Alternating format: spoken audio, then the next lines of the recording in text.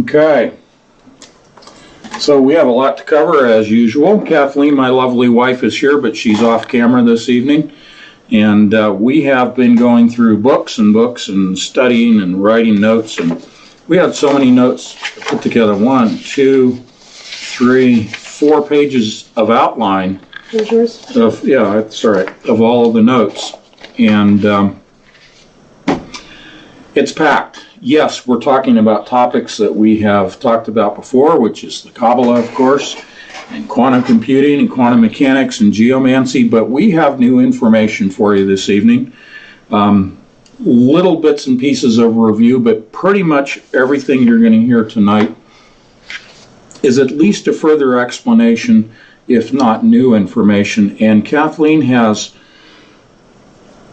a really cool piece of information regarding the origins of Kabbalah, and she's going to share that with us in a little bit. We're going to do something a little different tonight in terms of the order in which we present material. You know, I like to give you the headlines up front, and we will do that, but we're kind of doing a double headline billing this evening, meaning the information that Kathleen has to share with you at the opening of tonight is so important. I don't want it to get lost in the long explanations that I'll be providing this evening. I want it up front, but it is actually the headline for Wednesday's live stream. Now, as you know, as patrons, this Sunday night live stream is private. It's just for you, but it is rebroadcast on Fridays through my Blog Talk Radio channel. So those of you on Blog Talk Radio on Friday that are hearing this, that would like to hear the information that we're about to announce, if you would like to hear the full explanation of that from our Wednesday and Thursday live streams, then I invite you to become a patron. You can then have access to our private live streams on Wednesdays and Thursdays, and also Sundays, which are private until Friday when you're hearing it on Blog Talk. The other headline that I'd like to give to you, besides Wednesday's information, is that we are going to tonight's headline is, we are going to show the definitive connection between Kabbalah, quantum mechanics, and geomancy. Again, all topics we've covered before, but we're going to drill down a little bit deeper into the nuts and bolts of the connection. Last live stream on Thursday, I did give you the connection in terms of probabilities, but we're going to go beyond connecting Kabbalah, quantum mechanics, and geomancy in terms of probabilities. We'll review that a little bit, but we're going to go on to a new connection, which goes beyond the probabilities, in that the probabilities not only produce predictions of the future, hence the divination process, but it also is connecting and providing consciousness. So that's a little different. We've talked some over the course of the last 18 months about consciousness here and there, and we've talked about quantum computing and AI and defined consciousness scientifically. Tonight we're going to talk about the spiritual and the physical combinations of technology and the spirit that result in consciousness. But this is viewed through the lenses of the Kabbalist. Now, Kathleen and I, as you know, and people that are listening on Blog Talk Radio for the first time, be aware that we are Christians. Our Messiah is Jesus Christ, our Lord and Savior, who died on the cross for our sins, who rose defeating death. He ascended to heaven. And that is the Messiah that we worship, Jesus Christ, our Lord and Savior, the Son of God, God himself incarnate. That's testing the spirit. That's what that's known as, testing the spirit. Should you have a conversation with someone of the Jewish religion, theology, persuasion, however you'd like to define it, And they say that they are messianic and they worship the Messiah. Ask them, is this Jesus Christ who died on the cross and rose to heaven and defeated death? Have you given your life to Jesus Christ that actually died on the cross? Is that the true Messiah that you worship, or a different Messiah? That's testing the Spirit. Because there are rabbis even that are saying they're messianic. We have pastors out there that are saying they are messianic. The unfortunate thing, the deception that is occurring, and we're not speaking from an anti-Semitic position here. We are speaking from a messianic, the true Jesus Christ position. Unfortunately, the deception is they're saying Messiah, they're saying messianic, but they're not revealing the Messiah that they're worshiping. That's why it's incumbent upon us as Christians, as believers, as born again, that we need to test the Spirit in that gentle conversation. You don't have to beat anybody up. It's just asking questions. And if they fail to cite the name of Jesus Christ, if they fail to describe the Jesus Christ of you and I, and you can describe in your own words who Messiah is to you, but if they fail to match up to your description of the Messiah that you worship, then they fail the test of the Spirit, identifying themselves as worshiping a spirit other than the spirit you're worshiping. Hence the anti-Christ spirit. Okay? As a category, anti-Christ. Okay? So I'd like to bring Kathleen, again, she's going to be off camera tonight, but I'd like to bring her in on microphone to reveal to you the origins of Kabbalah that she has found in her research today. And that's really all we've done today is really get into our books, get into our studies, and compile many, many pages of notes, and then put it into an outline form so that hopefully we can give it to you briefly. Understand that behind the brief overview, we call this patch air for new listeners, because we're at 30,000 feet and we're looking at the big picture. Again, this is foundational information tonight, which is then followed up with more in-depth nuts and bolts information, drilling down on Wednesday and Thursday. So, with that, if you're ready, Kathleen. Yeah. Well, I think one of the most eye-opening things that we were studying tonight has to do with the referenced teachings of Hermes Trismegistus. Did I pronounce that correct? Trismegistus. Trismegistus, that's how you pronounce it. With respect to what is called the Kabbalion. And it's named that for a reason, because from that comes Kabbalah. Hermes was the Greek god of what's described as interpretive. He was the interpretive communicator. Parallel to him was the Egyptian god Thoth, Thoth, and he was considered a god of wisdom, but they were worshipped as one. And from that worship came the writings of this, who they call Hermes Trismegistus.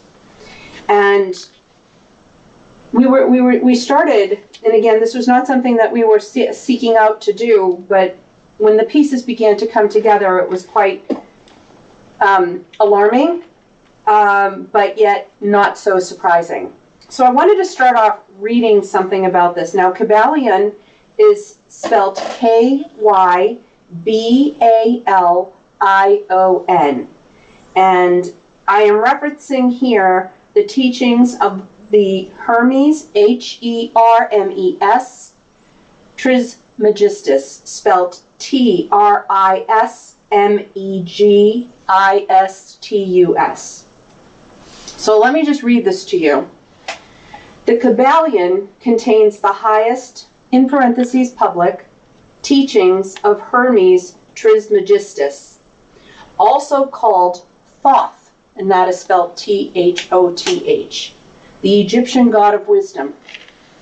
Many people confuse the Kabbalion with the Kabbalah, where the Kabbalah is the esoteric discipline of Judaism, is the Kabbalion the esoteric teaching of the Egyptian priestly order.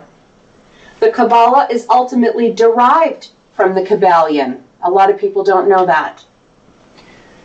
Where the fork occurred is hard to track back, but there are connections between Hermes and Moses via the Egyptian priestly line, and that is key on Anthony and I's research. We will be doing that this week to speak to you. He'll speak to you more about it on Wednesday.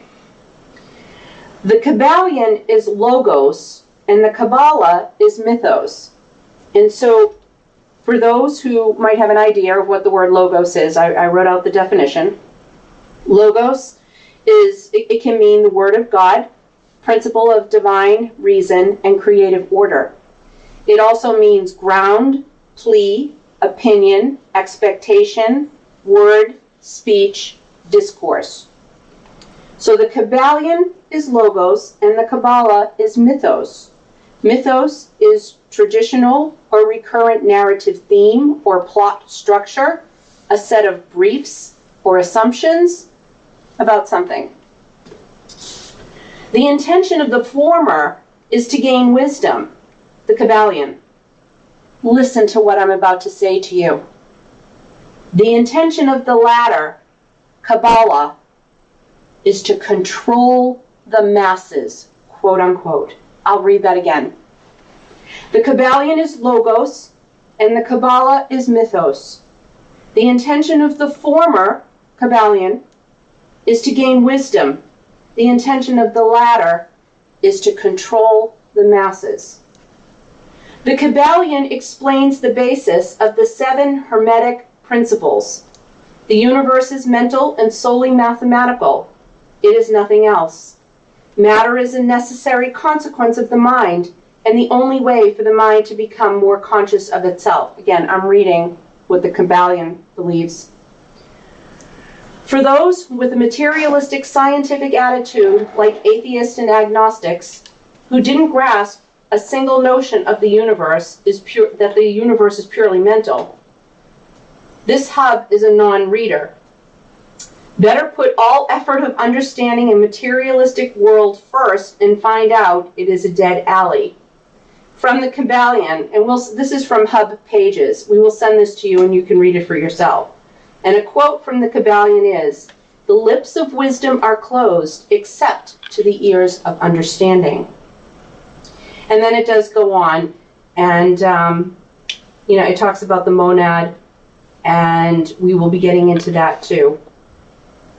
So from all of this that we were talking about, we began to read some commentaries, and we were amazed to learn that the Kabbalah, when it talks about Jesus, we have said that it's talking about Joseph bar Joseph.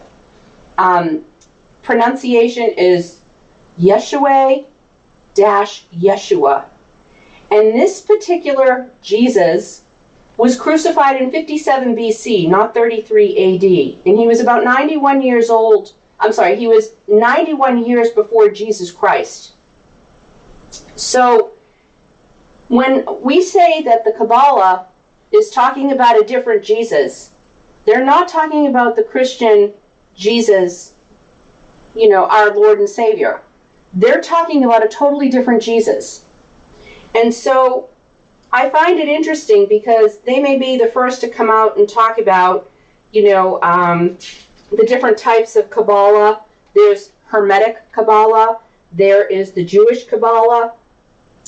But I'm not going to give them any credence because they don't go to any great lengths to explain or differentiate their Jesus from ours and let Christians believe that we almost believe the same thing.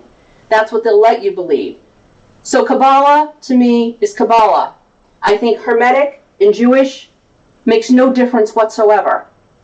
They're all referencing esoteric means.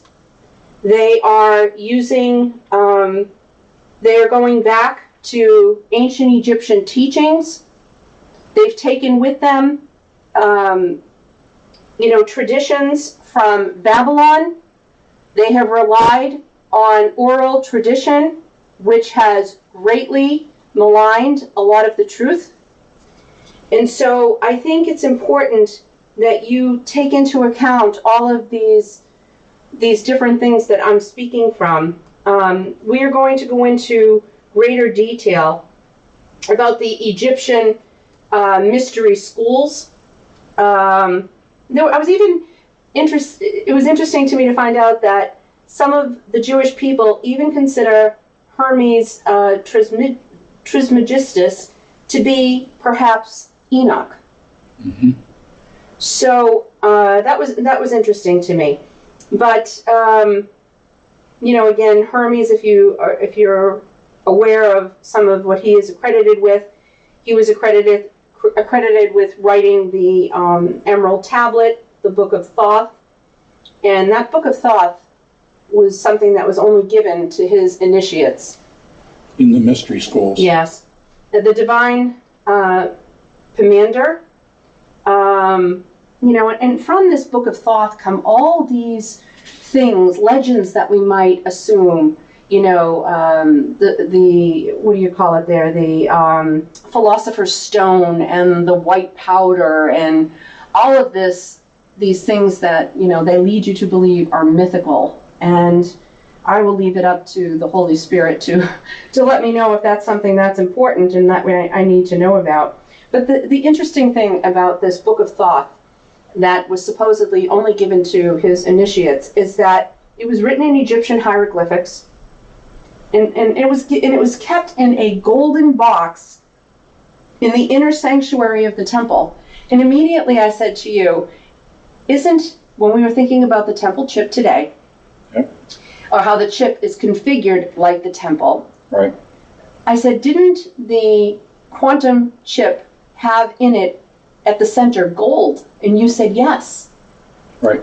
So after I finish with this, you might want to just go back a little bit on that. Let's back up just a little bit. The temple that you're referring to is in Egypt. Yes. Not the temple in Jerusalem. And the golden box that you're describing held this information that was only for the initiates of the mystery schools. Right. At the highest levels. Right.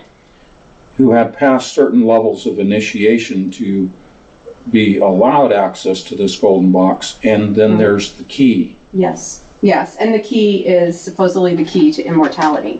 Correct. So, but a note on this Hermetic Kabbalah. There is a sign that follows that, and that is called syncretism. Mm-hmm. And it's the means, reception, accounting is what they use, the term, and we'll get to that in just a moment. Mm-hmm. But it's basically the unifying of religions, the bringing into and melding of the belief systems. Repeat the word and syncretism, syncretism.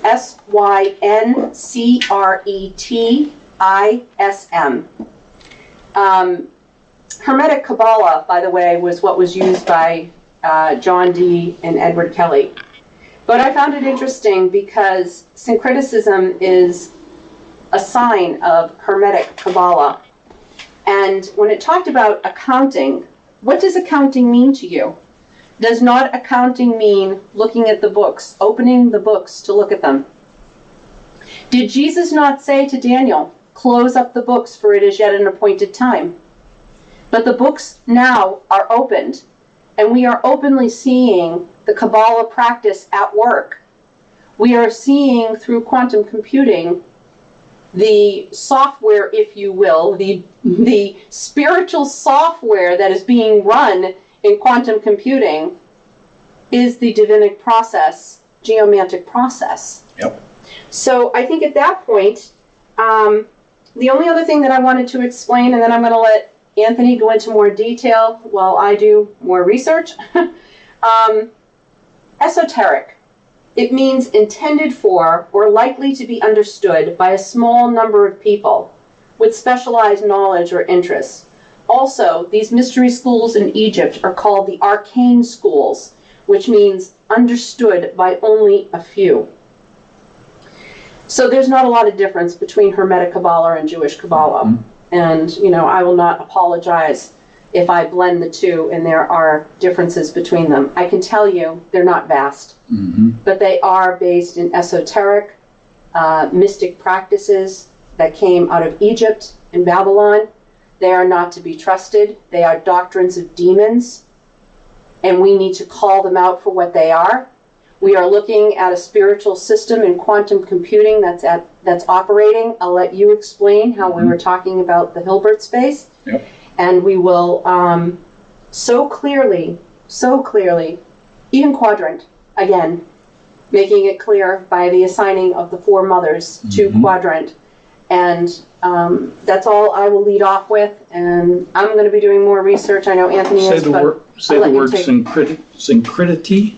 Syncretism, like syncing up, syncretism. Right. They want to bring, but it's a characteristic and a sign of Hermetic Kabbalah. And it's the unifying, if you will, of belief systems, of, say, religions, two religions together. And that's what's at play right now. Yep.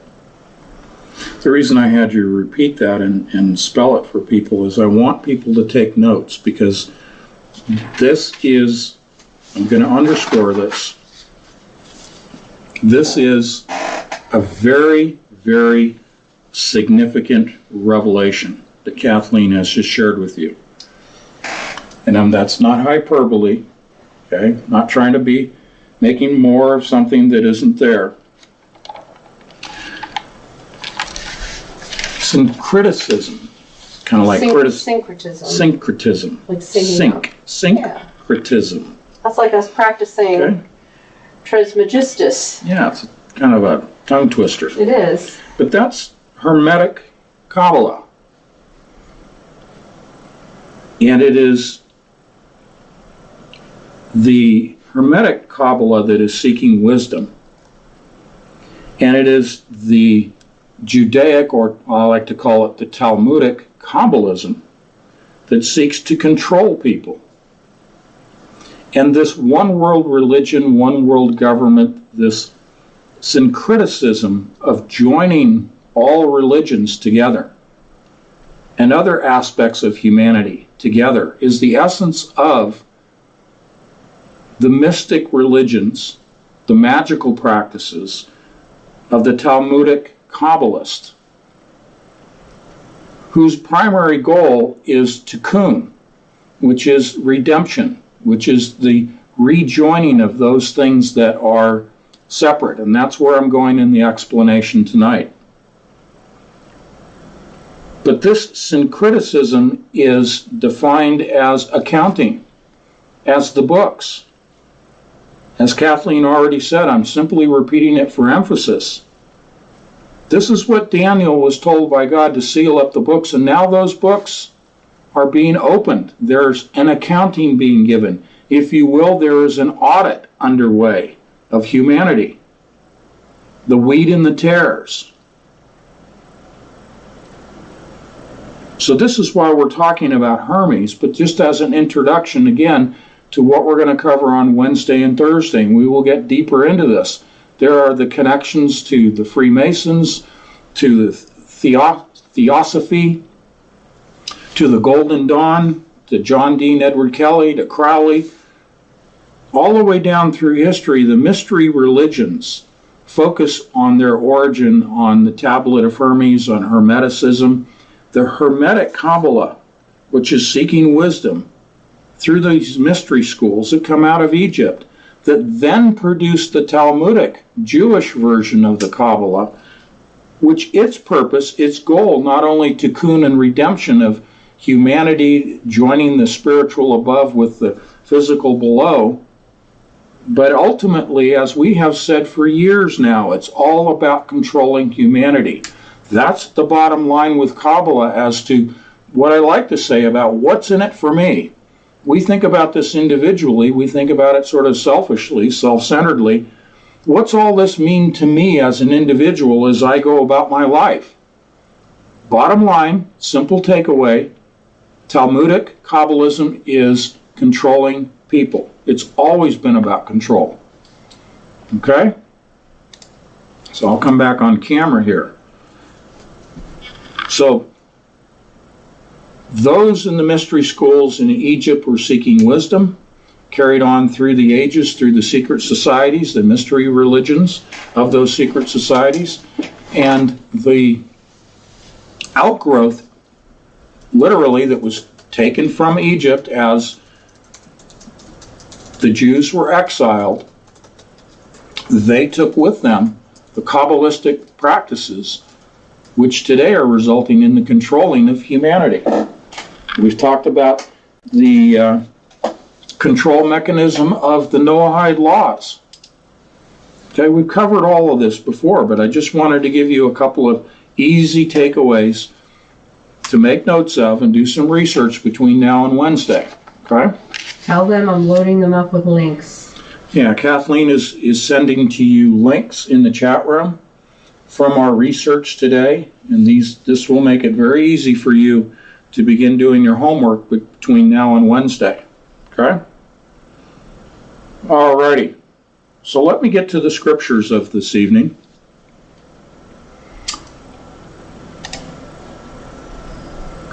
And this will set the stage for us. Matthew 10, 29 to 31 from the King James.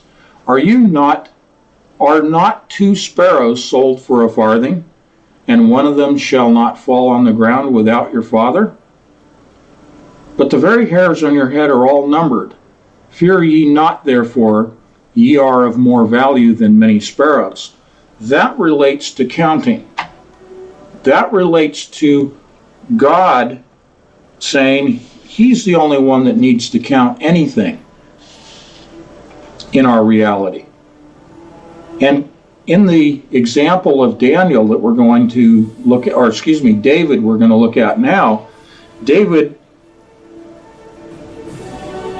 conducted a census. And it was in violation of God's command not to count the people. Why did God not want David to count the people? Because it was a demonstration of a lack of faith in God Himself. And that angered God. And as you can see here from 1 Chronicles 21 from the King James, verse 7.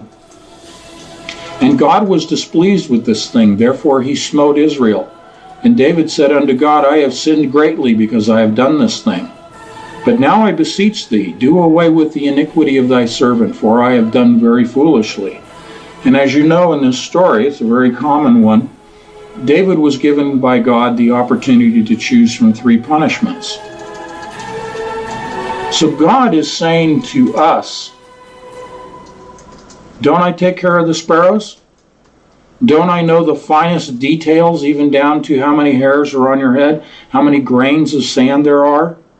Don't I know everything from the smallest details, which we would consider to be quantum particles, fundamental particles, all the way out to the macro scale of the universe? And why are you counting the fundamental particles? Why are you examining the structure of the universe and using your mathematics, as I'm going to illustrate later on tonight? The common language of man, the common language of the science of man, is mathematics. God says you don't need to count the fundamental particles. All you need to do is trust me, have faith in me, and I will take care of you as I take care of the sparrows. I will provide for you. And we see this repeated constantly through Scripture. The test of faith, the feeding with the manna, the breaking of the loaves, the turning of water into wine, the making of teachers from fishermen, teaching them how to teach man. The abundance in the nets of the fishermen became disciples. the walking on water, having enough faith to step out of the boat. It's repeated and repeated and repeated, this whole concept of trusting God. But it angers God when man does not trust, when man turns his face away from God and develops his own systems for explaining God's creation. Cosmological scale down to the quantum scale. Man's created his own systems to explain the existence of reality and the mechanisms of reality, even to the extent of taking their man-made construct, their explanations, their mathematics, to then begin to conjure predicting the future. And Scripture is replete with commandments against predicting the future, the divinatory processes. So that's where we're headed tonight. This is where we're going. But I wanted to give you the word first to show that this is prohibited activity on the part of man. But in man's hubris, which is an outgrowth of the hubris of Satan, because we're in a fallen state, our hubris, we think that we can explain it all. And in that explanation, we think we can modify everything. And this is where the Kabbalist comes in, thinking that they can modify man in the image of God, but they're going to change the DNA. Terraform the planet, including the atmosphere. This is all part of the Kabbalah. You see, all that Satan has to work with is the earth. That's his prison planet. And so he's going to try to make it seem more than it is. He's deceiving humanity, saying it's superposition, it's supersymmetry, it's super, super, super in all these areas. When in fact he's confined to a very restrictive system of movements, which we've illustrated before, which is balanced ternary. -1, 0, and +1. But those he labels as superposition, seeming to make them more than they are. But it is just this system of movement within a space of confinement. Okay? This has relevance to us because this system is the system of control. Through quantum mechanics and all of the other principal disciplines of science in general, these technologies are set up to control our minds, subvert our consciousness, and steal our soul. How I can make a statement like that is based upon what is being revealed about the Kabbalah, as Kathleen and I do the research that you've hired us to do and then report back to you on. So we are reporting back tonight. God does not estimate, he determines. Only he counts people and things. Probabilities we've talked about over and over and over again. God does not estimate. Let me give you a touch point with Einstein. Einstein famously said God doesn't play dice. You know why Einstein said that? One, because he knows that God is absolutely accurate. There's no error with God. He deals in the state of being infinite, but he defines everything finite. He defines everything for us exactly. That's the finite. But his state of being is infinite. It is beyond our ability to comprehend his infinite state. But he has created everything in a finite manner. So he doesn't deal in probabilities. God deals in exactitudes. There's no random generation of numbers generating probabilities, which is what rolling dice are, or die. I have something to share. Real quick. Rolling dice is geomancy. We've shown you that before. the 4 die on a rod connected with end caps is a mechanism of random number generation. Einstein was saying God does not play dice. He doesn't roll the dice. He doesn't deal in probabilities. Yes. On that, Yes.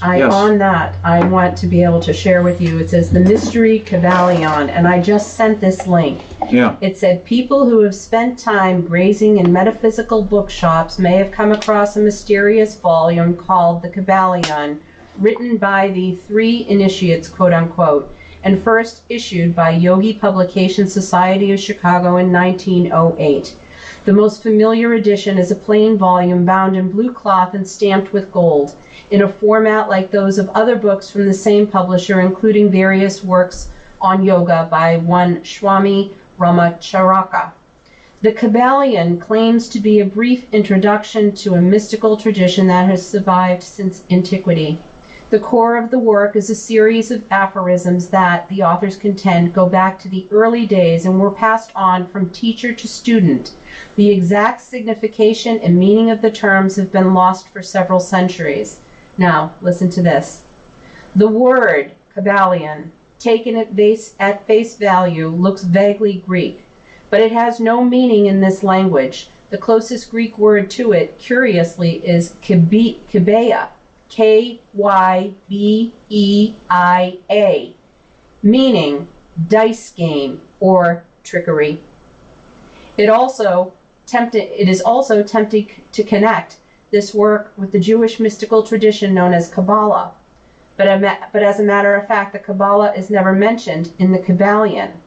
Rather, it presents itself as the essence of the teaching of Hermes Trismegistus, thrice greatest Hermes, a legendary semi-divine figure who is said to have brought learning to Egypt in the remote past.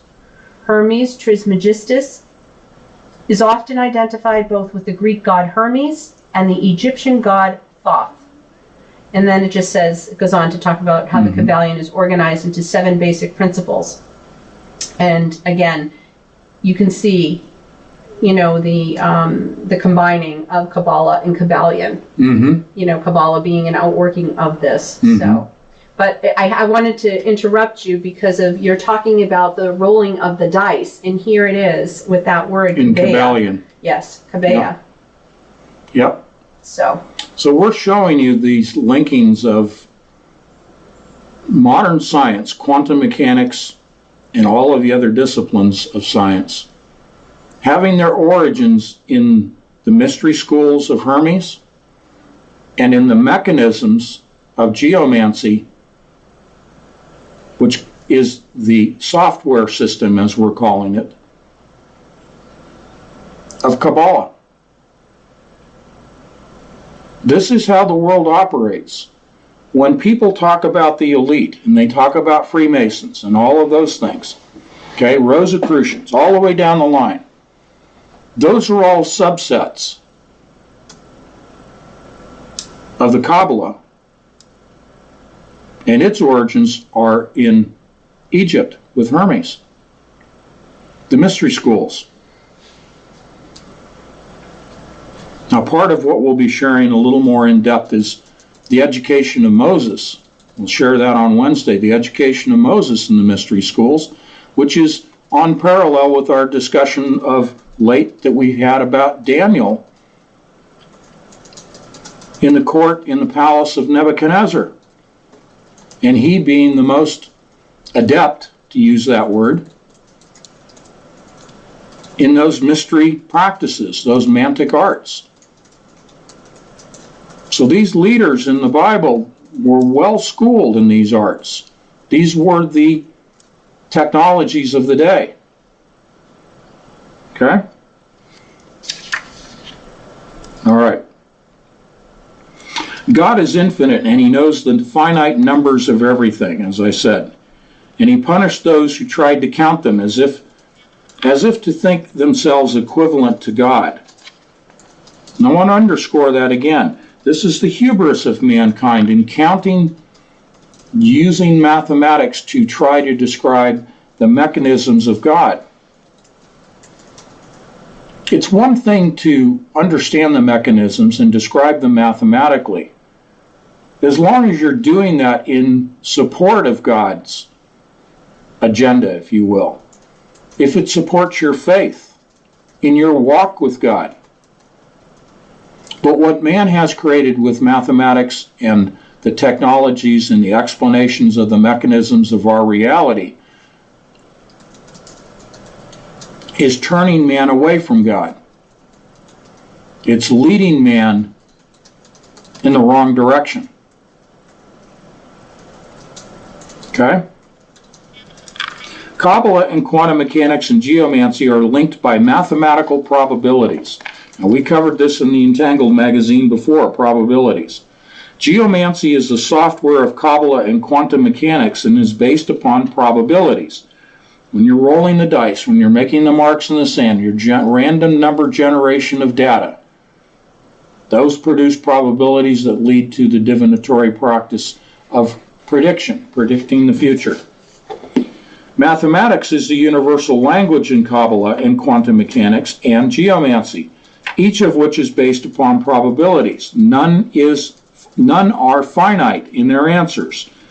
They are an elaborate scheme of determining a random process as divine, thus divination. So I'm going to take that apart a little bit further as we progress through here. But understand that the best that man can do in the description of how the universe operates is to state it in probabilities. When you see equations, when you see calculus and trigonometry being used, when you see the Planck scale of equivalencies in the mathematical equations, that's shorthand of Planck equivalencies. Okay? Instead of writing out the equivalencies and the laws and the axioms, they're summarized. It's shorthand. That's all that calculus is. It's shorthand. But all of those, despite the fact that mathematicians, will say, here's the answer. Well, it's not a finite answer. It's only a probability. It's not finite. So how can I say that? Because mathematics is describing a system that is chaotic. The Kabbalist view of the universe is the Big Bang. Okay? You've all heard about that in science, the Big Bang theory of the universe. There was even a sitcom called The Big Bang. Okay? That's Kabbalah. And I'm sure you've never heard that before. But the model of the universe, according to the Kabbalists, is that there was a singularity, a starting point, that the universe arose out of nothing. There was nothing, then there was the singularity, then there was the Big Bang. That's the Kabbalist model of the universe. And I underscore the word model, because this is their perspective. This is their view of the universe and how they explain the universe. Well, a Big Bang, as you can well imagine, is chaotic. It's called greatest entropy, state of chaos. So you have a model that is chaotic, and you are trying to describe that chaos mathematically. You use quantum mechanics, the laws, the axioms that are agreed upon by man. They don't come from the Bible. Kabbalists will say that you can see the actions of quantum mechanics in the Torah. Well, again, the Torah is subject to interpretation by whoever's reading it, certainly the rabbis, the teachers. And even they don't agree. Rabbis are infamous for arguing with one another about the interpretation of the Torah. But the Kabbalist will say that quantum mechanics is revealed through the Torah. And it is only describing a state of chaos. The Torah, the Kabbalah, will state openly that the universe is in a state of chaos because of the Big Bang. And because the universe is continuing to expand, that includes the expansion of fundamental particles. In the past, I've used the electron as the example, and I will again here. All particles, including electrons, fundamental particles, are constantly moving. Moving because they're part of the universe, which is expanding.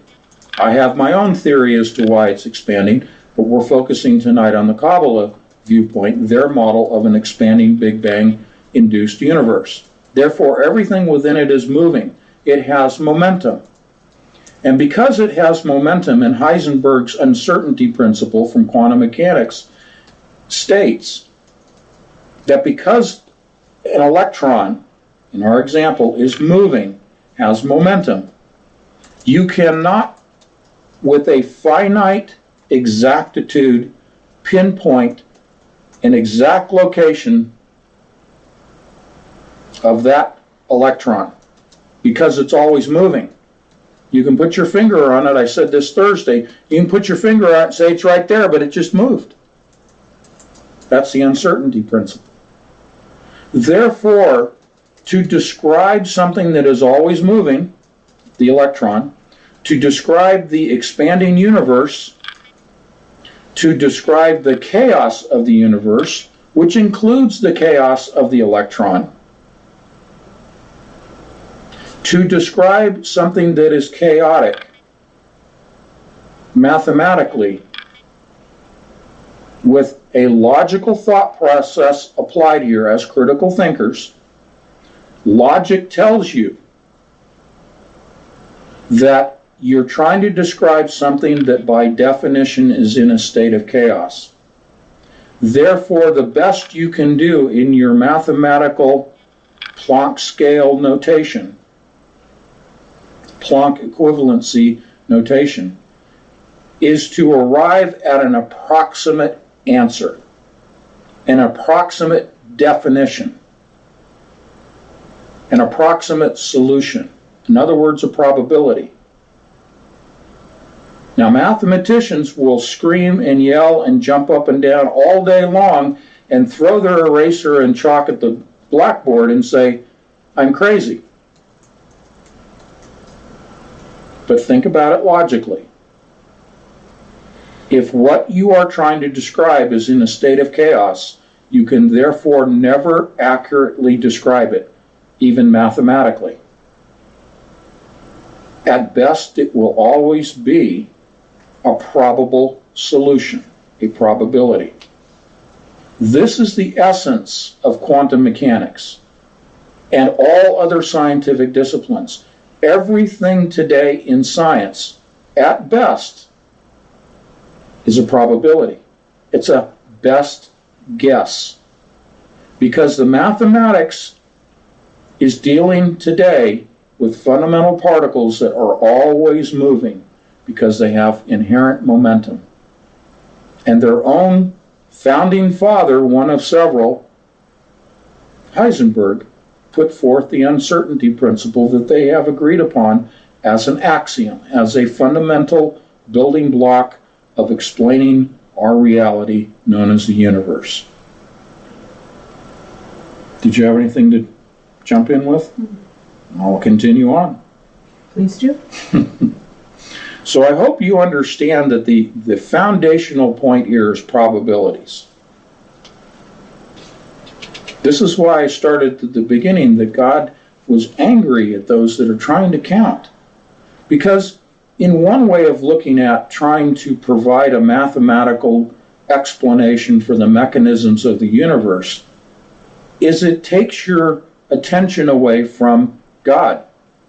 It takes your time and attention away from studying the Word, the truth, the Logos.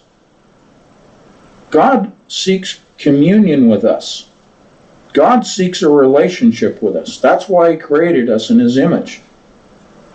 He views what man is doing in his hubris as foolishness. And I've given you scriptures in the past about this. that he laughs in derision at their plans.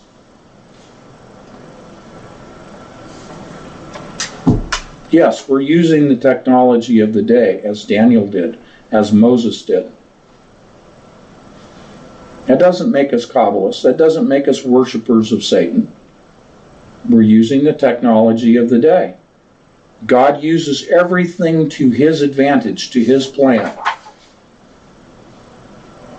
So he's called us to use this technology to communicate the gospel and communicate the evidence of evil to you, so that you have a greater understanding as to what is at play here in the world. What does it mean to you as an individual in your everyday walk of life with God and Jesus Christ? What it comes down to is they're trying to destroy your soul, trying to steal your soul. They're trying to steal your relationship with Jesus Christ. They're trying to turn you away from God himself. They're preaching false Messiah. They're preaching a false religion, Kabbalah. Kabbalah is the one world religion of the world today. Its operating system is quantum mechanics, because when you study the Kabbalah, you see quantum mechanics throughout the Kabbalah, which is derived, as I said, out of the Torah. Okay? Yes? I was just reading Sure. some of your notes from what we talked about this morning, and Yeah. we were making statements such as, we know that our God is a God of order. Mm-hmm. And if you don't want to give credence to the Christian God, you are going to have the only other solution. It's not what if, it's either or. It's either or. There's And that only two. is, if you do not believe in a God of order, then you have to explain chaos, and you have to explain that position Right. and make it believable. So, You have to explain the chaos because you've turned away from God, who's the God of order. exactly. So they make more work for themselves in trying to deny his... As you said to me, we get kind of wound up here when we're talking privately between the two of us, and sometimes we share that enthusiasm with you, and it is funny because we were saying to each other, we don't need the Kabbalah, we don't need the Tablet of Hermes, we don't need the mystery schools, we don't need the mystery societies, we don't need to be a Freemason, we don't need to reject Jesus Christ and accept some false Messiah to understand how the universe operates and who created it.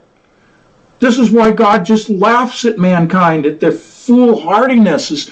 You spend all this intellect, time and treasure pursuing all of this nonsense, which is within a captive environment that God created, in which there's balanced ternary of -1, 0, and +1, this little, like I call it, the fish on the seashore flopping back and forth. That's all that Satan can do.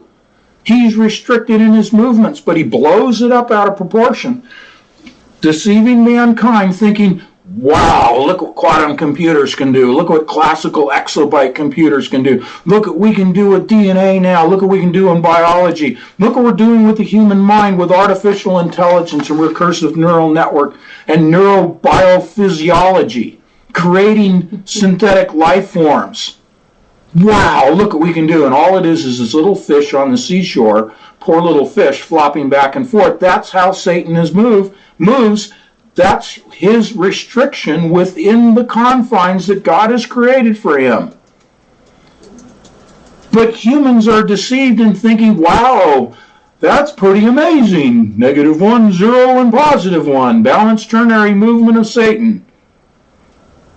Wow, the Kabbalah, look at all it says. Look at all the mystery things. Look at the 10 Sephirots and all of their aspects and the light within the Sephirots. And the Sephirots are glass balls that shatter and produce this shower of sparks down onto the earth and down upon mankind. And we have to pull all this together with our technology. And we have to use the Kundalini spirit to raise the consciousness of the human mind up to a higher level to join with Ein Sof. Okay? That's all complete, utter nonsense.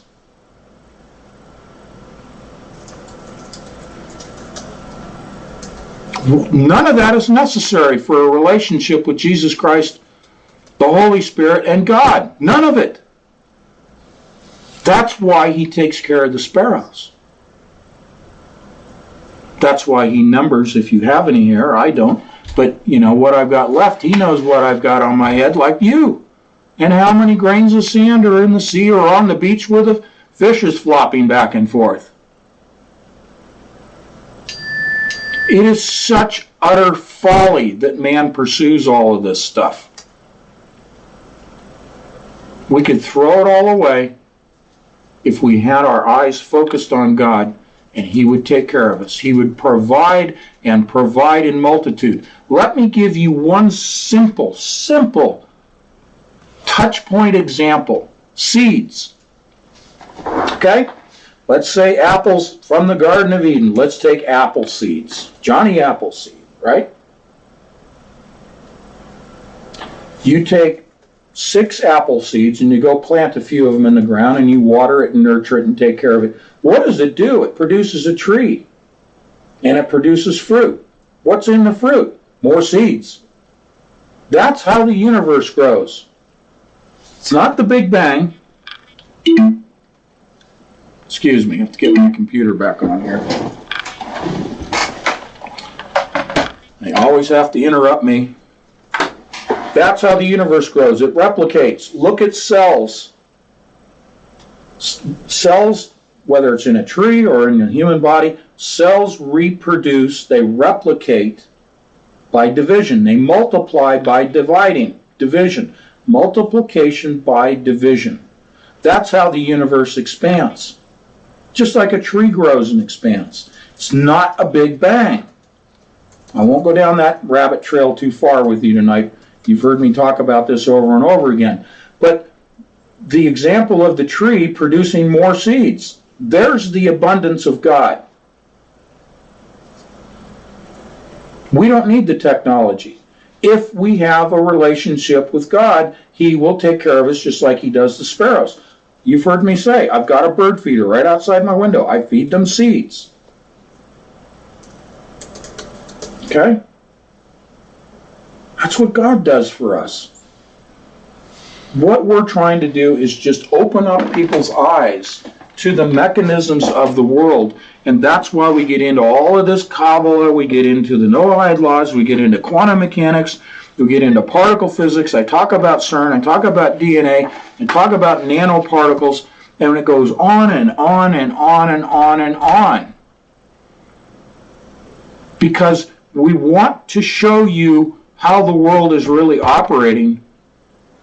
Its operating system. Its operating system. Yes. And it is purely Luciferian. Speaking of which, I just sent them links of research in biology from a company called Gold Bio, where one of the very first things that they have tabbed on their website is something called luciferin. Mm-hmm.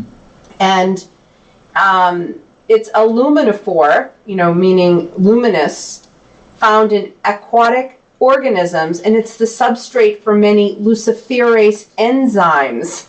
So, it's called bioluminescence resonance energy transfer, or BRET. And you can read more about it. But again, these are the things that we come across when we are studying. So you can see how Satan, Lucifer, I sent you a Luciferin fact sheet from this company called Gold Bio. It is not by chance. Do you really think that the people that are in this bio company, that they have any idea what they're saying when they say luciferin or luciferase? I mean, the founders of the company do. Oh, I'm sure. This is what we did. We dissected on Thursday. Yes. All these words out of computing, just classical computing, not just quantum, that were all spiritually based words. Yes. They don't randomly choose these words, these companies. Well, it's funny. We were talking about the white powder that they were talking about, where supposedly it was involved in the manna and the philosopher's stone and all of that. Mm-hmm. But this luciferin by this company called Gold Bio, do you want to know what their white powder is? This luciferin powder? Potassium salt. Salt. Yep. And isn't it true that the Lord says, you are salt and light, and if you lose your saltiness, you're no good for anything but trampling on. Right. So I would not be surprised as the philosopher's stone is a form of some kind of salt. Sure. Because Purified salt. Exactly, because God uses that term about us being salt and light, because salt stops decay. Right. It's a preservative. Right. So it would make sense that Satan would want to do something similar. And in that link, well, and as you were looking at a different source talking about the Egyptian Kabbalah, if you will, and the white powder and their Egyptian temple and the golden box and the key and the information, the key to immortality, the tablet of Hermes contains that. The white powder in that whole thing from the Egyptian discussion of the temple is that on Mount Zion, they found the ancient temple on the top of Mount Zion. Under the flagstones in the temple, they found perfectly preserved white powder, along with the implements for animal sacrifices. So I would offer to you the white powder being salt, being a potassium salt, would preserve the animal sacrifices Absolutely. in the temple. Not only that, I mean, the Dead Sea is nothing but salt. Right. With the highest concentration. So for that to be in that area, that's exactly what I'm sure the philosopher's stone is. Sure. It has to be salt. And because salt is a preservative, it also leads us back to immortality. And they say that, not only that, but if you think about it, in ancient Egypt, when people had something that they were sick with, they would have them do this colonic cleanse type thing. Now, when you're going for an MRI, not an MRI, but a colonoscopy, they would have you take stuff like, Miralax or something like that, but that's high potassium salt. Right. That's in that flushes everything through. Right. So, for us to say that philosopher's stone, if you will, that what they're talking about, that white powder, is some type of potassium salt-based substance. Sure. So we typically take a break after the first hour. Let's just hold off until the hour and a half. So at 8:30, so 30 minutes from now, we're going to take a 5-minute break and we'll play some music. We're just going to roll right through this because we're kind of on a point where I don't want to break off at the moment. So just again to review, Kabbalah and quantum mechanics and geomancy are linked by mathematical probabilities. Geomancy is the software of Kabbalah and quantum mechanics, and each is based on probabilities. Both the Kabbalah and quantum mechanics are. Mathematics is the universal language in Kabbalah and quantum mechanics and geomancy, each of which is based upon probabilities. I'm reading from my outline that I wrote from all our notes today. None of the probabilities are finite. An elaborate scheme of determining a random process as divine, thus divination. That's what this is. An elaborate scheme by mankind to explain how things operate, but to divine the future as well. Absolutely prohibited by God to divine the future. Okay? The Big Bang, as I said, this is review. Big Bang is chaos, maximum entropy, evolution by random mutation. Why do they keep preaching evolution? Because it's based on random mutation. And they explain mutation as random. Why? Because it's part of the universal model of chaos, the Big Bang. Now, not many people probably have ever heard of a link between the theory of evolution and the Big Bang, and tied it to Kabbalah, and probabilities, and chaos. But there it is. The theory of evolution is Kabbalistic. Okay? Kabbalists view the universe as chaotic, thus not ordered. Mathematical probabilities result from an observed model of chaos. Math is describing the chaotic model of constantly moving particles.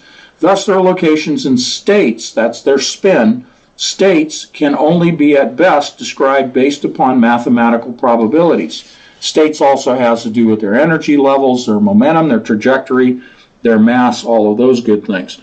Quantum mechanics and all scientific disciplines have as their goal, and this is again focusing on the goal, their goal in Kabbalah, that redemption, tikkun, of the earth and humans. So that's where we're headed. What is the goal of Kabbalah? We get into these discussions. It's this, it's that, it's probabilities, it's da-da-da. What is Kabbalah trying to achieve? World domination and control? Well, yeah, world domination and control by promising that man's going to ascend to a higher state, achieving Keter and then oneness with Ein Sof, okay?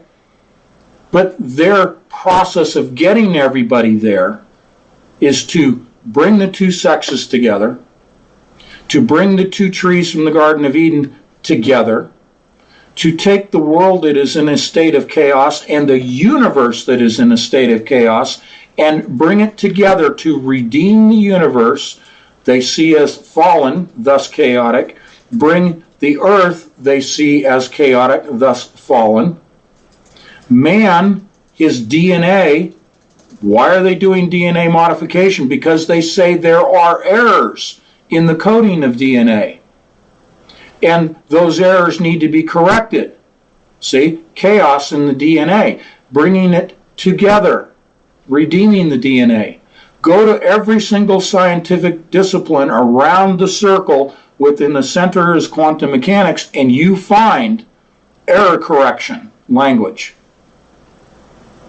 This is the redemption of mankind. From our DNA, from our basic biology, the DNA, and the four elements, air, water, fire, and earth, the four elements prescribing our earth and our atmosphere, they are trying to terraform, they're trying to save Mother Gaia. That all comes out of the Kabbalah. And is referenced in the four facets of the geomantic figures. And those four elements are reflective of the four mothers, which are the four starting point of the 16 geomantic figures, the first starting point, first row of Is four fire. figures. Yeah, the first row is fire, the second row is air, the third is water, the fourth is earth. There you go. In each geomantic figure, that's one of the characteristics, or the, what was the word that we decided to use with those? Is it not characteristics?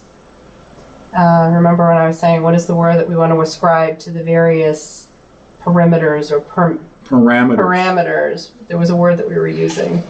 We'll come back. We'll come to that. Let's keep going here. So we're going to get into the geomantic figures a little bit more as I explain how quantum computers and classical computers interface using geomancy. That's how we drill down. We get deeper, we define, and we get down into the nuts and bolts. Okay? So we're getting there.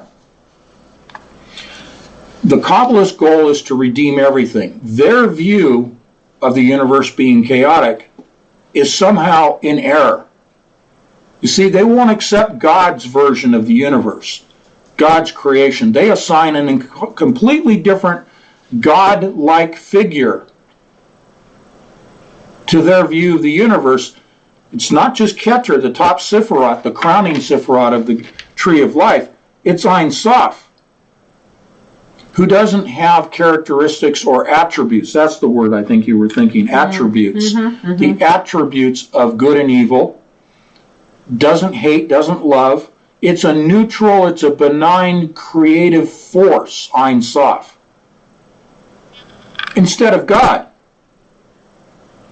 So they're trying in redemption, in tikkun, to repair the broken Sephiroths, the glass balls that shattered and produced the sparks of the life, the light, the Luciferian light contained in the Sephiroths rained down on the earth at the time of the fall.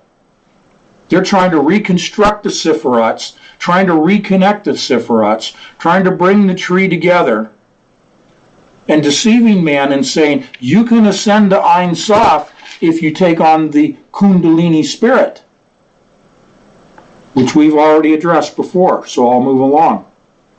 Redemption is the merging of all things together, the spirit above and the physical below. As above, so below, this redemption of bringing the two together will result in the repair of the universe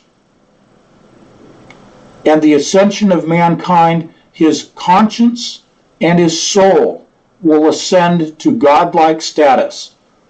This is the Kabbalist viewpoint, not mine and not Kathleen's. I've mentioned to you at CERN the statue of Shiva. Shiva is destruction, laying waste of the universe, and then rebuilding. Shiva is derived from the Kabbalah. This is Shiva rebirthing, reconstructing the universe, is redemption, is tikkun. Hinduism, Buddhism are subsets of the one world religion of Kabbalah. Redemption of the universe is their overall goal, order out of chaos, but without a belief in God as creator. Sorry, my computer keeps doing funny things. And you didn't give them a break. I know, I already explained it. I said we're going until 8:30. Okay. Quantum computing based upon geomantic divination is accelerating redemption and hastening the return of their Messiah. I have said to you for years that they are conducting a parabolic acceleration of artificial intelligence. That's been the single example that I have used to explain acceleration. That happens because of quantum computing. That parabolic increased acceleration curve of the parabolic bell curve. When you read about Kabbalah, it's all about accelerating. They use the word accelerating over and over again. They are hastening the return of their Messiah.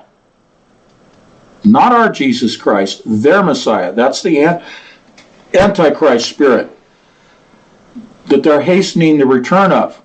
Hence, they're wanting to rebuild the third temple for their Messiah.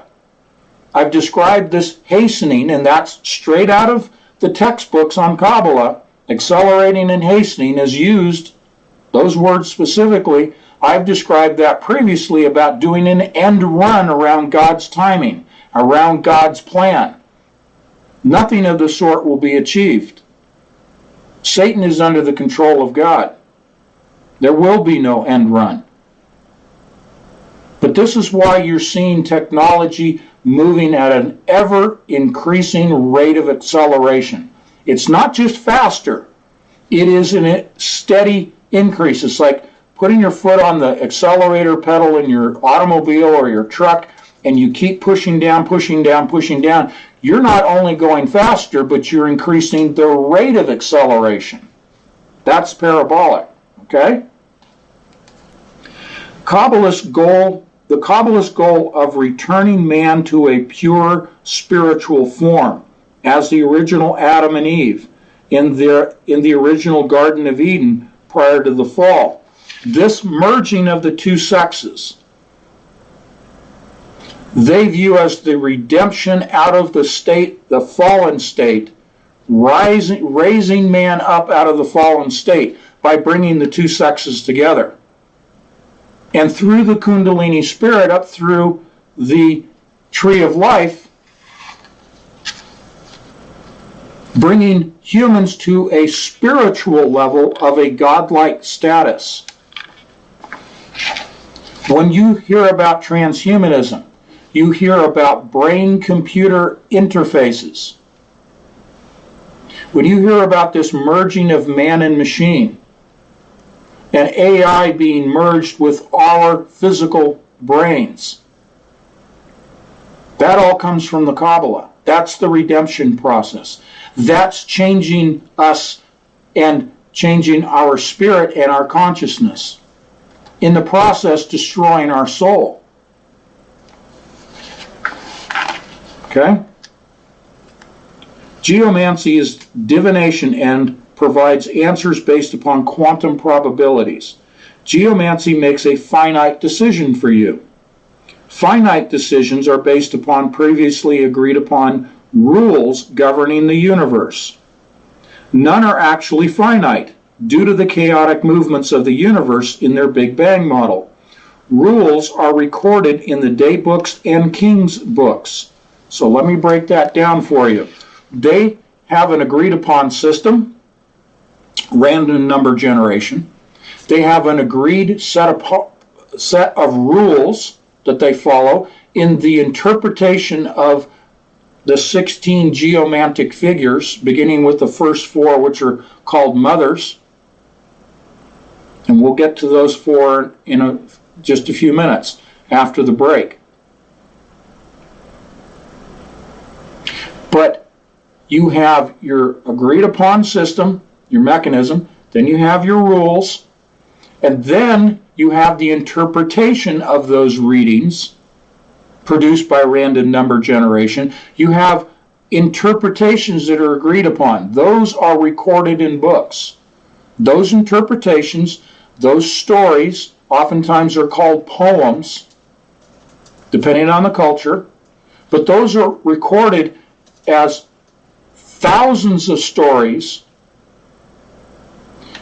In the case of Nebuchadnezzar, the books of the kings were consulted. They were 2,000 years of books about how to administer your kingdom, about when and how to conduct warfare, all taken from the books of recorded interpretations of geomantic figures through the millennia.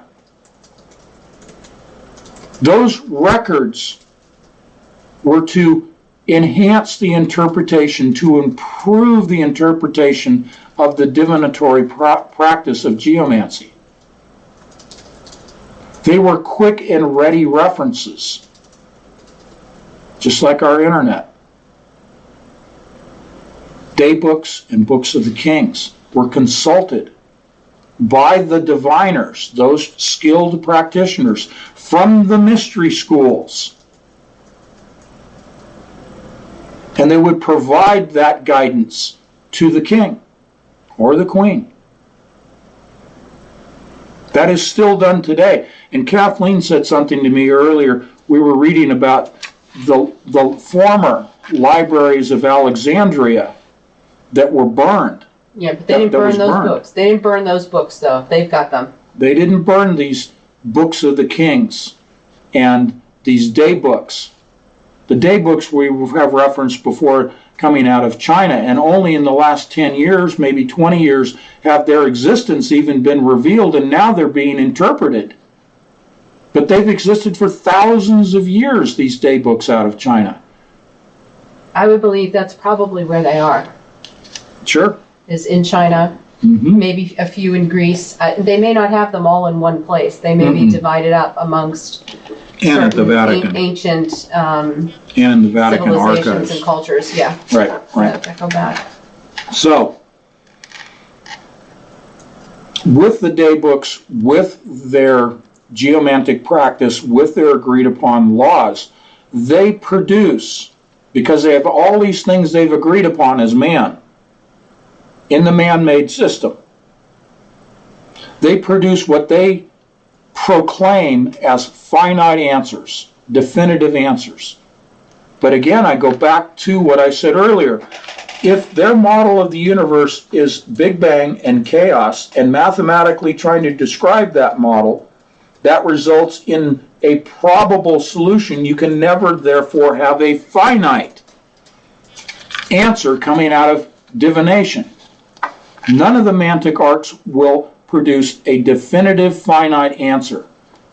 But man, in constructing these systems, declares them to be finite. It's an oxymoronic process. Just like I said on Thursday, It's an oxymoronic process because your system is based on randomness, and yet you're saying your answer coming out of that system is finite. You see the deception? So you can have computer scientists with supercomputers, classical exabyte level supercomputers, and say, oh, the answer we have is finite. It's absolutely correct. It's not. Because even classical computers are based on quantum mechanics, which itself is based on probabilities. Now, of course, quantum computers, they'll say they're producing an absolute and a finite answer. But it is also based on quantum mechanics, obviously, which is based on probabilities. Back to geomancy, it's based on probabilities, therefore its answers are never finite, they're never absolute. But man will declare it as so. Okay? One of the telltale fallacies in their argument of it being a finite answer is the fact that they have all of these thousands of day books from thousands of years of recorded answers that they still have to consult, and even the books, each answer is different because it's derived at a different time in the movements of all of the combinatorial variables that they use in combinatorial optimization. And that's where we're going to. That's where we're going to, is everything is in a constant state of change. Change because everything in our reality is always moving. So even a reading 1 minute ago and recorded in a day book is not absolutely finite, applicable to 1 minute later, 1 second later, 1 Planck second later. It's not valid to the future, to the movement of time. Because even in a picosecond, everything in the universe has moved. It's changed position because it all has momentum. Therefore, they keep recording into day books into infinity, but they might as well burn them all because they're based on the past. And the past has no relevance to the future except to learn from your mistakes and to know who the players are today. Like I've said, in order to know who the players are today, you need to study the past. You need to study history. Because they use day books. They use history to declare what they're going to do in the future. And that is foolhardy. Because everything has changed position as time moves on. Okay? That's why God sits back and laughs in derision at their foolishness, because he's continually changing the game. Satan's always trying to catch up. That flopping fish on the seashore, trying to count all the grains of sand. What an idiot. So, are you going to explain to them what we were talking about the pasta machine as opposed to... Yeah, we're getting there. Oh, okay, good. So I'm going to finish with this. Kabbalah and geomancy are linked. Kabbalah concerns itself with spirit, employing the 10 sephirots of the tree of life. Geomancy with the physical, the particles, the earth, the 4 elements, earth, air, water, fire, and its 16 figures. So picture the tree, you got 10 sephirots. Picture geomancy, 16 figures. How do the two connect? Sephirots, tree of life, is the spirit. Geomancy deals with the earth, the elements, with 16 figures. That's below.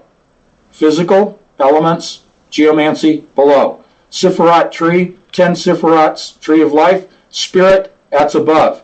Their goal is to merge as above, so below, to merge it into one. Redemption, tikkun. Okay? I'm talking in bullet points tonight. That's the Kabbalist goal. merging as above, so below. Two systems. Tree of life above, geomancy below. The connection is bringing the two together. The tree of life, the Sephirots, those 10, they're connected. You see the lines that form the tree. They interconnect, but they interconnect randomly. Those connections are always changing because those are attributes of a man. The Sephirots represent the spiritual attributes of a man and a woman, okay? They want to merge the two. Those are always changing in dynamic. It's just like your consciousness, which we're going to talk about after the break. Your consciousness is multidimensional, multi-layered, and always shifting and amorphous and changing, because you can think about 2 or 3 things simultaneously, can't you? Your consciousness is always changing attributes. It's changing connections between the Sephirots. That's what the Kabbalist will tell you. Geomancy, the 16 figures in geomancy, they are constantly moving and changing and produce patterns. Those 16 figures produce patterns. I'm setting you up for the break, what we're going to talk about. Think of those individual geomantic figures as one playing card. One figure is one playing card. And playing cards are geomancy, by the way. It's a mantic art, mantic device. One card, 16 cards now. And they're laid out on a table in front of you. Now you just, kind of like playing solitaire, you just take all those cards and you shuffle them around, 16 of them, and stop randomly. It produces a pattern on the table of the way those cards are arranged. Now, you can do that shuffling of the cards and stopping 65,536 times. That's the maximum number of patterns that you can produce with 16 figures.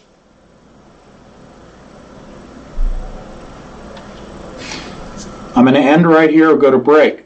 65,536, I would suggest you write that number down. 65,536. Many longtime listeners know exactly where I'm going with this after the break, but the point here is those represent,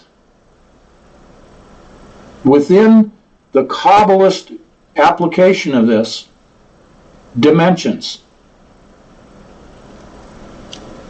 Make a notation in front of that number. Make a 2 and the multiplication X sign. 2 times 65,536.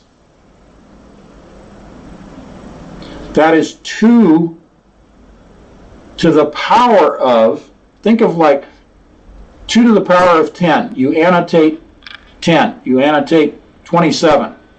2 to the 10th power. 2 to the 27th power. Now we're talking about 2 to the 65,536th power.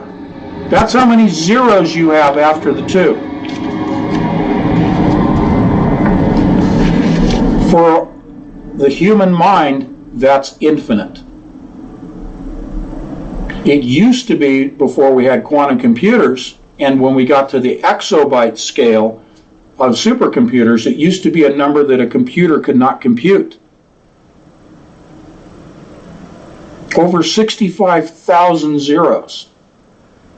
Those represent the dimensions that quantum computers could access. So we're going to go to the break. We're going to come back, do a little bit of history on computing, talking about 2 to the 500th power. Then we're going to progress. So we're going to play some music for about 5 minutes. Take a personal break, everybody, and we'll be right back. Okay.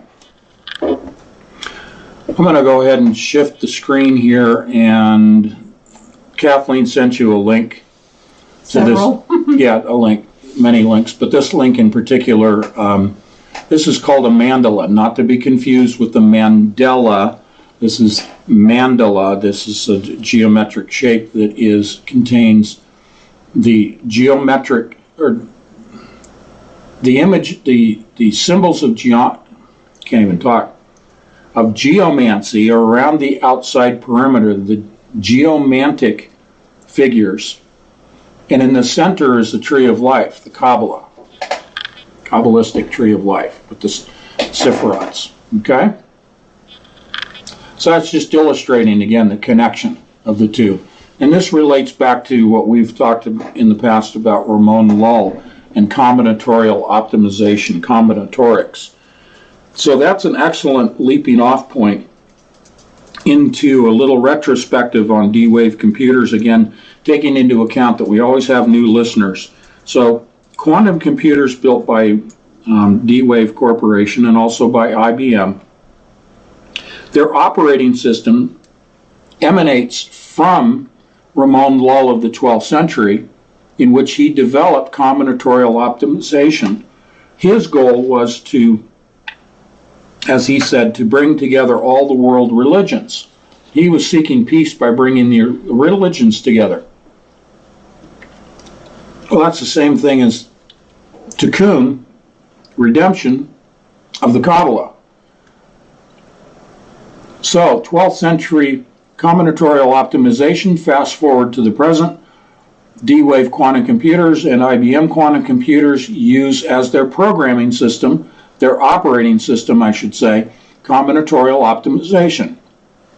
Combinatorial optimization is a combination of the Kabbalah and geomancy.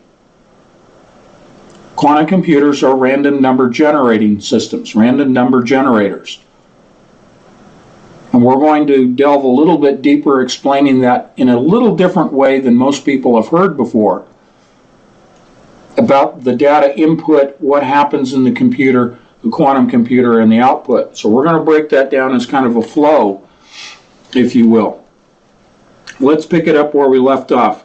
Geomancy is divination and provides answers based upon quantum probabilities. Geomancy makes a, quote, finite decision for you. Finite decisions are based upon previously agreed upon rules governing the universe. None are actually finite due to the chaotic movements of the universe in their Big Bang model. Rules are recorded in the daybooks and king books. So, picking up from where we left off there, Kabbalah and geomancy are linked. Kabbalah concerns itself with spirit, employing the 10 Sephiroths in the tree of life. Geomancy with the physical properties, as we said earlier, in the 16 figures.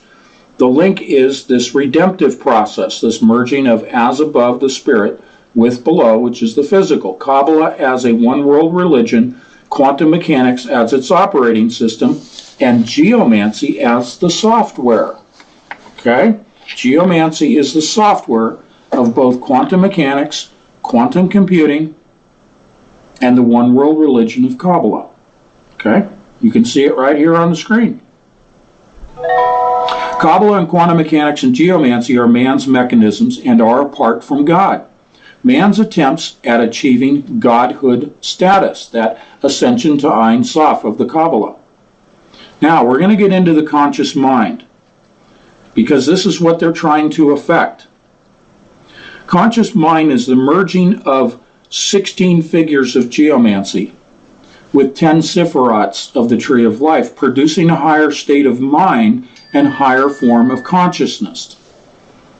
Now, we're going to give you a few simple numbers here that are kind of interesting to look at, and I'm just going to give them to you, and you just interpret it yourself. If you take 16 and subtract 10, 16 geomantic figures, subtract the 10 Sephiroths, it gives you the number 6. Right? The number of a man is 666. 6 divided by 2 is 3. That's the Trinity. There's both a Kabbalist Trinity and there's the Holy Spirit, Jesus Christ and God, Holy Trinity, the Divine Trinity. If you multiply 10 times 3, you end up with 30. 10 divided by 3 is 33.3, out into infinity.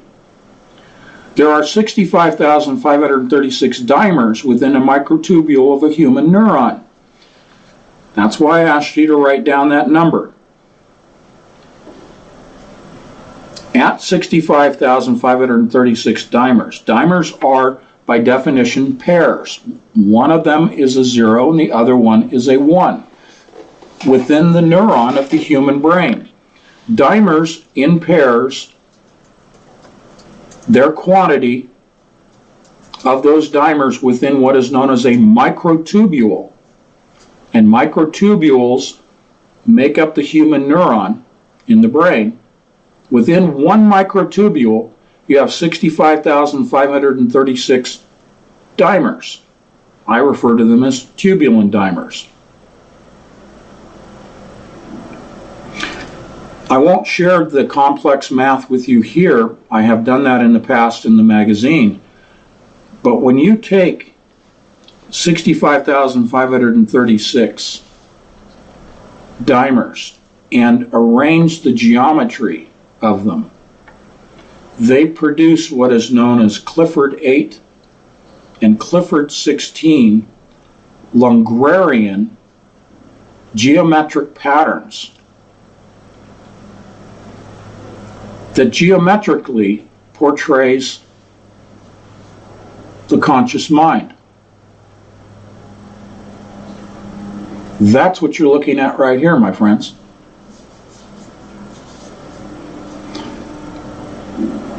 Those tubulin dimers were created by God. God decided to have 65,536 of them. He created the tubulin dimers that contain them. The microtubules that contain the dimers, and created the microtubules that make up the human neuron that connect via synapses and dendrites. God created that. That's the geometry of God. But what does Satan do? What have we said so many times? He counterfeits, he copies, he mirrors that which God has already created. Now, the geometry I referred to regarding the dimers came from a mathematician by the name of Tony Dodd Smith Jr. He published a peer-reviewed white paper regarding the dimers and the numbers and the geometry 6 months after I published my first novel, Covert Catastrophe, in which I cite what I just told you, and produced my model of the universe, which is the 600-cell tetrahedron. I think you can see the resemblance here of my 600-cell tetrahedron in this mandala. Why? Because it's a counterfeit of God's model of the universe. God's model of the universe is the 600-cell tetrahedron. The universe is comprised of tetrahedrons. Tetrahedrons that are always replicating, thus causing the expansion of the universe. They multiply by division, same as cells do. Same as a tree does, an apple tree producing seeds within its fruit. That's the outward expansion. It's not a big bang, it's a process of replication. I'm sure there are people that, since we've been talking about the Kabbalah, have seen my 600-cell tetrahedron and said, oh, they're Kabbalists. No, we're not. We're showing you the original design of God, the original geometry that Satan and the Kabbalists have copied. Okay? We are not Kabbalists. We're just sharing it with you. Now, 65,536 tubulin dimers in the human brain, in a neuron, in one microtubule. Does that number sound familiar? It should. Because as I talked about the deck of cards on the table, each card having one of the 16 geomantic figures, and shuffling them on the table, you can do that producing one unique pattern at a time, 65,536 possible patterns or configurations of the geomantic figures. Why do the numbers match up to the tubulin dimers of the human brain? Because it's a copy of the human brain, which God created. You see, it's a counterfeit system. The geomantic figures. And how many patterns? Now, let's talk about quantum computers and the number of qubits. We use D-wave systems as our example. They use the number 2, the power of 2, base 2 mathematics, to increase step-by-step, model, generation by model of their computer. They use base 2 mathematics as to how many qubits do they put on a chipset. The first one sold was 128. The second one was 256, but they didn't sell the 256. That has to do with cryptography and Shor's algorithms and all that, and I'm not going to talk about it, but it wasn't sold publicly. They skipped from 256 to 1024, or excuse me, to 512. The 512. This is where I brought in Geordie Rose and his public statement saying that they were accessing 2 to the 500th power, more accurately 2 to the 512th power of parallel dimensions. And this is why I said earlier, if you go 2 to the 65,536th power, which is basically infinity, because it relates to where I'm going to now as I do this progression upward in the model numbers of D-wave computers, because they're shooting for 65,536.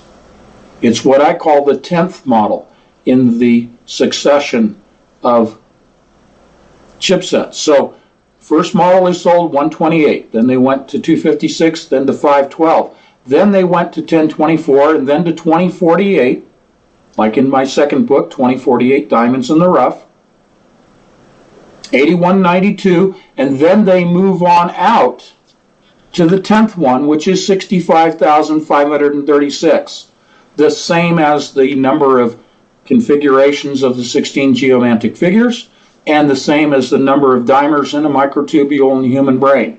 The exact same number in all 3 instances. Why? Because it's God's design, and they're copying God's design. Let me take a deep breath and a pause here. Let me ask you a question. What do you think is going to happen with a D-wave quantum computer that has 65,536 qubits on its chipset, what I call the 10th model? When they get to 10, which is the same number of sephirots in the tree of life, and it's the same number as the number of combinations of the geomantic figures of 16 being 65,536 in the number of qubits and the number of patterns of geomantic figures. What do you think that computer is going to do? I'll let the chat room answer that. And Kathleen will tell me over here looking. What do you think is going to happen with that 10th model computer? If they haven't already. In my second novel, I maintain that they already have achieved this level of that number of qubits, over 65,000. What are they saying in chat? I'm sorry, I was reading something.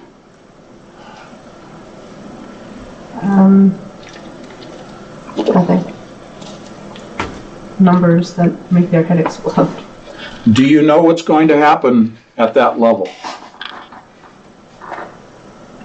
If they have the same number of qubits as there are tubulin dimers in the human brain, and I said that that is the number of dimers that give rise to human consciousness.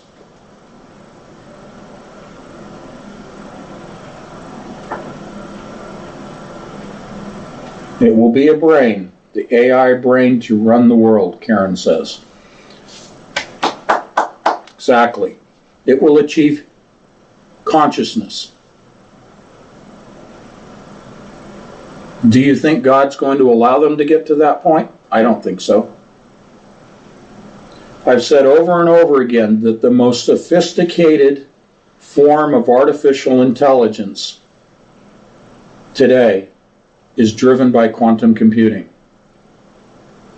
It will be an artificially intelligent, conscious sentient, self-aware machine.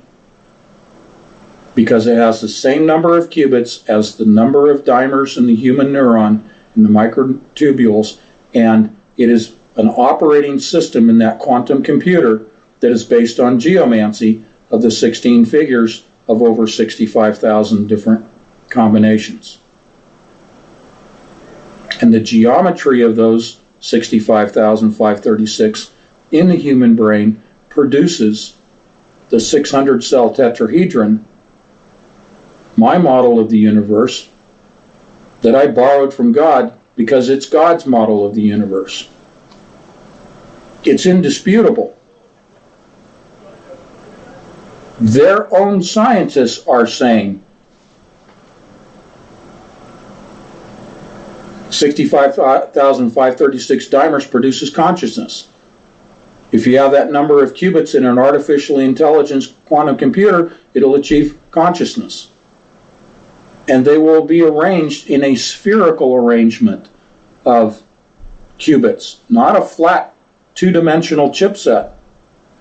If you read my two novels, you know that this is a spherical 600 cell tetrahedron quantum computer, because in order for this to be a universal computer that has consciousness, that is sentient, in order for it to be a universal computer at the 10th model, it must have the physical configuration, the physical geometry of the universe itself to qualify as a universal, sentient, conscious, self-aware computer, artificially intelligent. Will it have a soul? No. So what is happening is that the study of the Kabbalah is reinforcing all of the research that I have presented to you for 2 years now in Entangled magazine, and I'm almost 6 years speaking publicly now.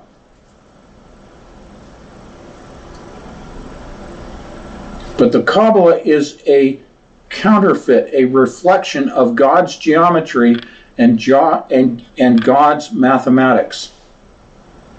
We're going to talk about the data flow and the processing of information using classical and quantum computers. This is very, just quick and bullet point stuff.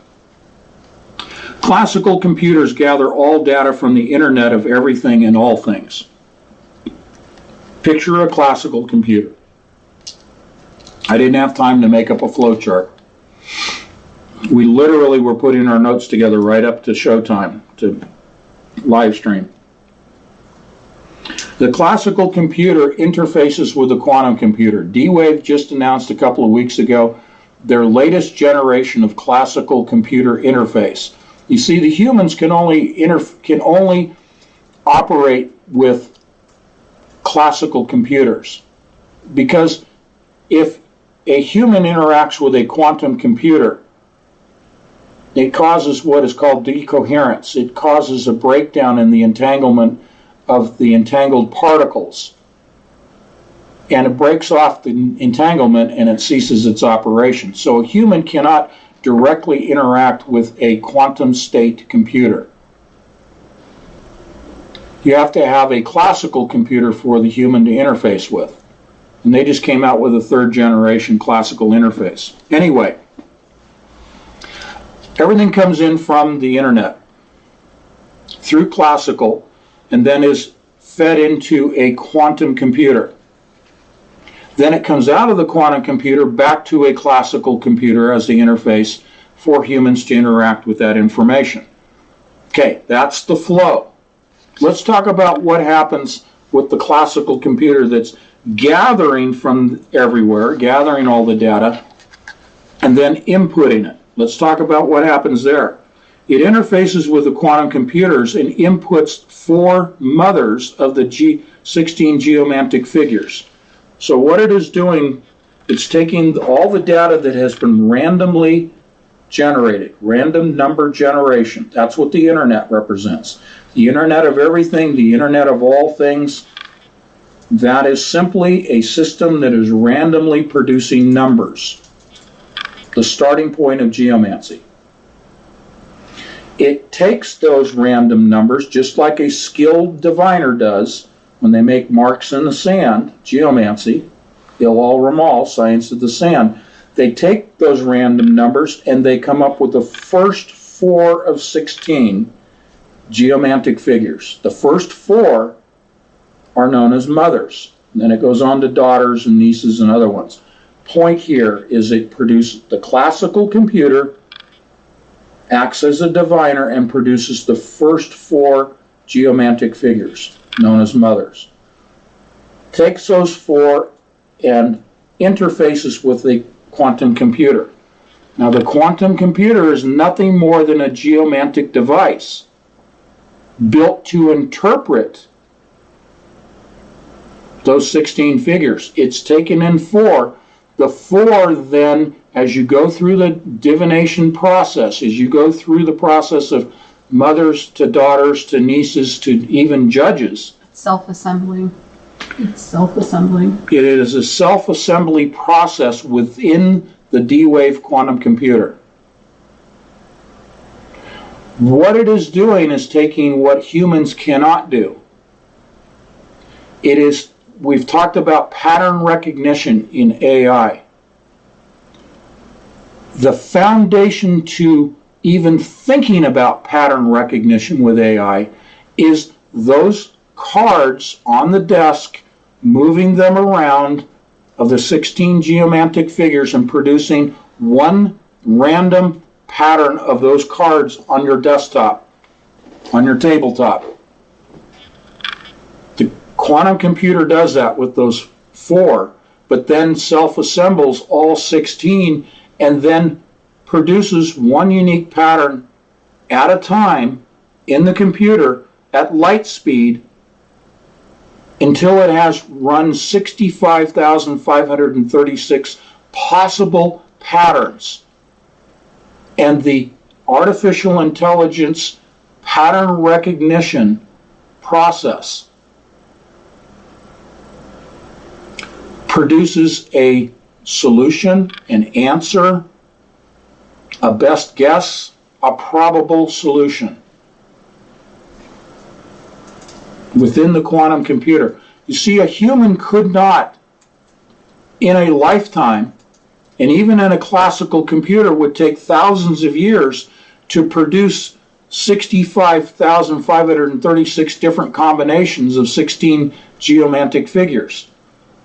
It would take too long. It's not practical.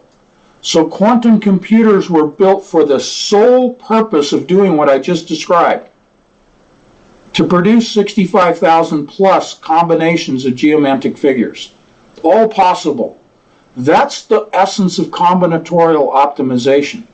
You're doing all possible patterns, but at the same time, because you're taking in all of the data that's available, you're doing what Ramon Lull did in the 12th century. He took all of the available information and combined it. Combinatorial optimization. Taking all the mantic arts, the data from all the mantic arts, astrology, astronomy, etc., took all of the data available from all of the mantic arts and combined them at one time. This is what D-Wave has described years ago as taking all probable known solutions to a problem and simultaneously considering all of those probable solutions simultaneously at the speed of light and arriving at one best solution. But again, that solution is not finite. It is not exact. It is a best guess solution. Even a quantum computer cannot provide a finite solution, only a best guess, because the system it's operating with, combinatorial optimization and geomancy, is based on probabilities. Probabilities because it's based upon the model of the universe, which is the chaotic Big Bang in which quantum particles are always in motion. You see, geomancy is dealing with quantum particles. It's dealing with what makes up the earth. Il al Ramal, the science of the sand. Those are quantum particles that produce atoms, that produce molecules, that produce sand. You see? And when you're dealing with particles, as geomancy is, the science of the sand, the earth, you're dealing with the movement of those quantum particles. Therefore, it's only a probable solution. Therefore, D-wave, being geomantic and using combinatorial optimization, taking in all the data at one time of probable solutions, which are the geomantic figures, taking all of the possible 65,536 combinations, which for us as humans are basically an infinite number of solutions, and what Geordie Rose from D-Wave would describe as an infinite number of, quote, parallel dimensions that they're accessing. Okay? Let me continue my thought. What is happening here is that they're combining all of the data, running all the possible patterns geomantically, and then putting out a best guess as an output, again now, to a classical computer that humans can interface with. That's the flow. That's the internal process. That's combining Kabbalah, geomancy, quantum mechanics, particle physics, and classical computing, all in a nutshell right there for you. Go ahead. I was just going to say, when Geordie Rose talks about accessing those 65,536 different dimensions, that would mean that, as you say, a human being could not sit there and throw dice and they'd have to throw dice all of their life until they die to try and come up with even two that would match. That's right. It's only probable in the sense that there are that many computations that a computer could do, but a human being never could. Right. So when a reading does manifest of these 16 geomantic figures, that in a sense is entering what he would call a dimension. Right. You are at that point entering you're putting, not to sound New Age, but I know that it sounds New Age, is that you're taking all of your ideologies and faith, if you will, even if it's faith in nothing, it's faith in something, you know what I mean? And you're putting it out there to chance. And you're saying by rolling the dice that you're not looking to God at this point. You're looking to get an answer, and you're going to use a proven, to some, it's considered proven. Their faith is in this system. Right. And they're going to put their request out into the cosmos. Right. Which is why they have to put everything and align it astrologically and cosmologically, because they're putting their request and what they're focusing on out into the cosmos, expecting to get an answer back. So that's the going into and coming back and not knowing what we're going to receive. When you put that random process out, using this process, you are going to get something back. It may not be what you want. It may not be the answer that you want. It may not be the result that you want, but because you put your faith in it rather than God, it's what's going to happen because you asked for it, you got it, Toyota. You know, so it's one of these things. But what I wanted to mention about the figures themselves, a diviner would ask a querent to just put random dots, 16 lines of random dots. And he'd say to them, don't count, just put them in. And then the diviner would mark them off in lines of 4 so that you get 4 figures with 4 rows in them. Yep. And they determine the figure based on whether, when they count up the dots in that line, it's odd or even. It gets a 0 or it gets a 1. It gets a dot or it gets a, whatever. Right. So, but here's the thing. When you look at a geomantic figure in the 4 lines, each of those 4 lines represents a number of things. It represents the top being, and I may have this mixed up because, again, I don't practice it, but it represents the elements: earth, air, fire, water. Right. I'm not sure of the order, but each line represents one of them. Yep. But Remember what we told you about Daniel. It also represents the head, the chest, the legs, and the feet. Absolutely. That's exactly how it's laid out.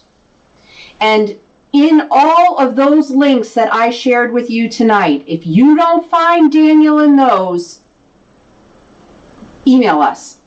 Because you're going to see how these magicians and seers and sages and sorcerers were using this information so that they could give readings to the kings.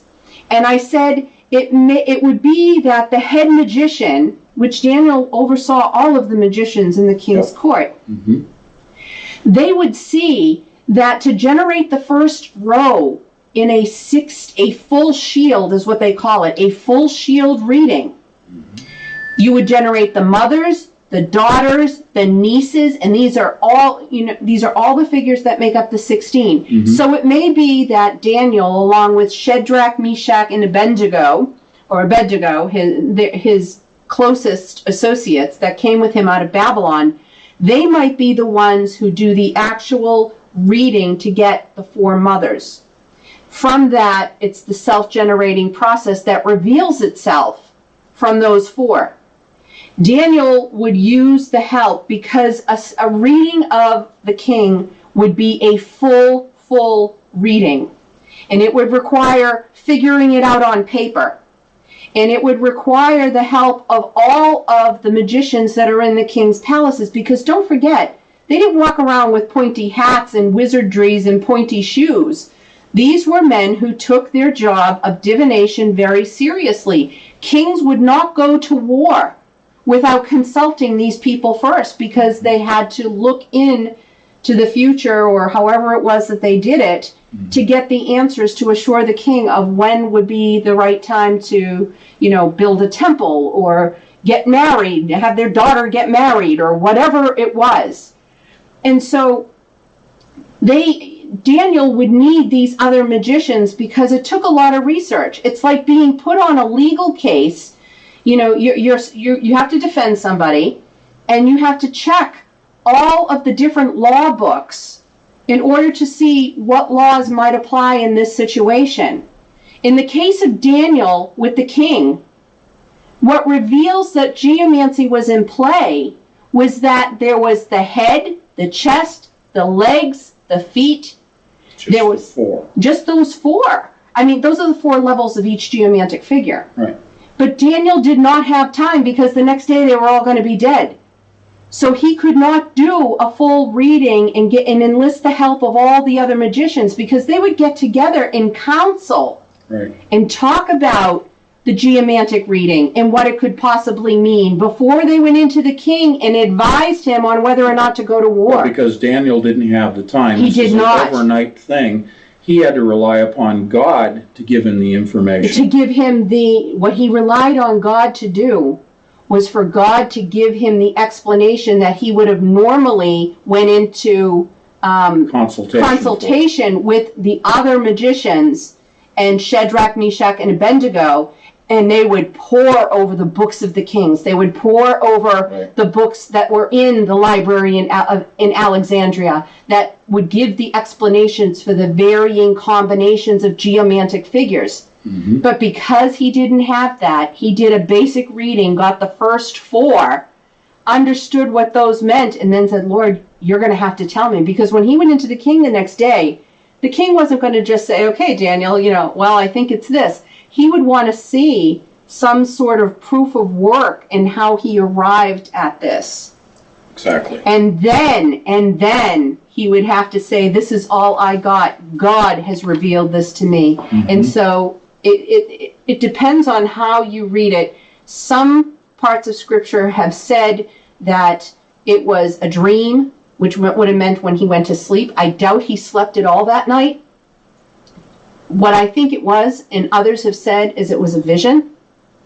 So God began to reveal to his mind the coming together of these geomantic figures, and God gave him in a vision the dream, the understanding and interpretation, which would have taken days to do if he had full complement of all the learned men at his disposal to go and say, you look up Caput Draconis, you look up Populus. We put them together. Here is the day, here is the time, here is the date. This is what is happening cosmologically. This is in this house. This planet's over here. And, they have all of their different things that they add in order to do a variables. reading. Exactly. It's not something that's simple or easy. It's like accessing an entire legal library of law books and having to apply all of the varying combinations. And the change of a day, or even the time of the day, could yield a very different result. That's why I was saying everything in the universe is constantly moving. So every reading is going to be different. Yeah, it's almost timed in a way, and you have to act quickly, which is what they're doing with quantum computing today. And that's what I was just going to lead into, is that the reason for the quantum computing is to speed up this process that Kathleen was just describing, using Daniel as an example. The readings, if you will, is accelerated using quantum computing. Okay? And they have access to all of those day books, like the Library of Alexandria contained, the Chinese day books, the books of the kings. That is a database which the quantum computer has access to. Therefore, what it outputs to a classical computer is the combination of all the variables at that moment in time in the universe that they have access to, and all of these day books, the historical record of previous readings, instructions. All of that is taken as combinatorial optimization and output as a geomantic reading, like Daniel did. It's accelerated. That's the whole purpose of it. Now, here's a spiritual note. Classical computers also are based on geomancy. 0 and 1, binary. As Kathleen just said, in geomancy, you count up the odd or even and produce the figures. That's the start of software programming. Binary. From geomancy. That's where it came from. Quantum computers, like classical, continue to use binary. In the quantum computer, it's known as superposition. A superstate of 0 being a 1, simultaneously the 1 being a 0. Superposition of the binary. What you would consider a quaternary system. Okay? But classical computers and quantum computers, because they are based on geomancy, operate under a spiritual influence. Focusing on quantum computers that are operating all of those geomantic figures in an infinite combination, essentially, the answer that they output to a classical computer is influenced spiritually. Let's go back to Il-al-Ramal, Science in the Sand. When someone who's making an inquiry of a diviner, the understanding of the diviner about the process is that the person, the lay person, the unskilled that is making the dots in the sand, that layperson is being influenced by spirits. That the pattern that has been produced is a spiritually inspired, induced pattern of dots. And then likewise, the diviner is also spiritually influenced to render an interpretation through going through the process of the mothers and the daughters and the nieces in producing the 16 and interpreting the pattern. The diviner likewise is spiritually influenced in providing an answer.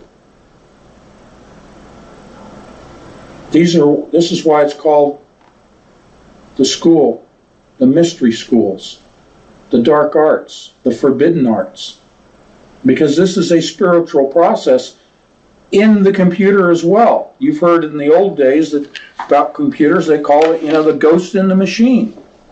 Because there were things that even a rudimentary classical computer, it may fill an entire room, ENIAC, for example, there were things that happened with the machine they couldn't explain. And they called it the ghost in the machine. Well, quite literally, that's what it is. It is a spiritual system of interdimensional communication, known as geomancy. Okay? So the output to a classical computer is what they all agree is a finite answer, the Kabbalists do, and they act upon it.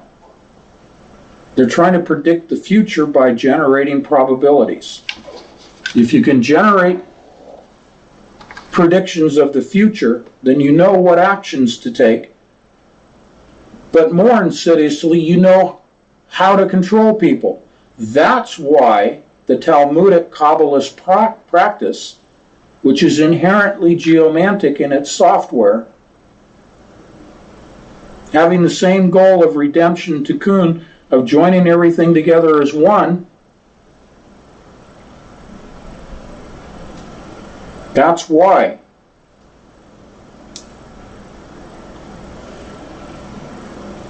They predict the future, because the Talmudic Kabbalist seeks to control humanity. And how do you control humanity? The best way is to affect the mind. They go after the consciousness. Why do you think there's been so much discussion in the scientific community about defining consciousness, understanding what makes up consciousness, understanding how the components of consciousness operate, and then how consciousness can be altered? Because they want to control the minds of humanity, and that is the ultimate goal of the Talmudic Kabbalist, the control of people. It's all about power. And how do they control people? But they get them Alter the mind. Well, yes, but there's also, they have to be able to get a uniform method of continual data and everybody on the same platform using the same thing. And so we can see how technology has already done that with the use of mobile phones, laptops, tablets. Everybody is using the same basic systems to input. Everybody now, we don't have to wait until they say, people can't buy or sell without it. It's getting very difficult to buy or sell anything today without a computer or your phone to be able to do it. So we're already on and incorporated into the beast system. It's already in play. That's right. And, by utilizing this, it is dimensional in the sense that human beings, the average human being, will look at their device as simply a cell phone to use to call people, to text their kids, or to buy something perhaps online. But the fact of the matter is it has many facets to its use. There is the side of the user, then there is the side of the diviner, if you will, on the other side, the powers that be. That are taking in that information. Taking in your data. They're using it differently. They're only getting you to interface with the device that they need that requires your input. And so they put up an interface, which is your apps, that gets you to just tap on your screen. Right. We are nothing more, in the viewpoint of the Kabbalist, we are nothing more than random number generators, human beings. But we play an integral role in this because they have to have vast quantities of numbers randomly generated in order to advance the technology, to advance their goal of redeeming humanity in their definition of redeeming humanity, as I've already explained, and the redemption of the planet that they worship, the terraforming of the planet. So in order to accelerate and hasten the return of their Messiah, which is the Antichrist, They need as much information, as much data generated as quickly as possible by the random number generators of this planet. It has been stated in the world of the internet, in 5G and 6G technologies, that roughly half the planet is connected by a device, cell phone or computer, connected to a device into the internet. Now understand, the entire planet's already bathed in 5G. We're fully immersed in it. But only half the population is generating numbers because they have a device. They are pushing very quickly to get the other half of the population to have a device in their hands, because they need to accelerate the random number generation process in order to hasten the return of their Messiah. To bring in their Messiah, they need to join humanity, join the sexes, join the two trees, ascend to Ein Sof with humanity to bring in their Messiah. So it requires technology. That's why at the beginning of this I said the parabolic increase in technology, and specifically AI. It is for the purpose of hastening the return of their Messiah. Okay? So let me finish this. We're going to take 2 minutes and we're going to wrap it up. We're on the ground, taxiing to the gate. Again, Kathleen said at the beginning, syncretism is combining of Hermetic Kabbalah with Jewish Kabbalah, the esoteric and mystical Kabbalah. Modern Jewish Kabbalah based upon Isaac Luria. You should look up that name, Isaac Luria, L-U-R-I-A, Isaac Luria, and the expulsion of Jews from Spain in 1492, the center of Kabbalistic study, which moved to the town of Safed in northern Palestine. I read this to you on Thursday. Jesus in the temple, when he was in the temple in the festival of water, and he prescribed 4 geomantic figures in the sand in the presence of the Pharisees and Sadducees, those Pharisees and Sadducees then took those 4 what are called mothers, 4 geomantic figures, took those and went out later and continued the process that we described with Daniel, the combinatorial optimization, did a full shield 16-figure geomantic reading based upon the 4 primary mother geomantic figures that Jesus prescribed in the sand. And the water is the flow of knowledge. Okay? Knowledge is being increased, as God said prophetically. Okay? And lastly, just one last footnote. D-Wave has a business unit, a spin-off subsidiary company called Quadrant. We've talked about quite a bit and we've published in the magazine. The company known as Quadrant is based upon the 4 mothers of geomancy that I just described. That's why they're called Quadrant, because of the 4 primary figures in geomancy. And I've elaborated on that. I won't do it again tonight, but that's how the information comes to the quantum computers, is through Quadrant. Okay? So that concludes the presentation for tonight. I thank you for being with us for 2.5 hours. If you're listening on Friday on Blog Talk Radio, I really encourage you to join the group through Patreon, and you will hear more about what we've just started presenting here.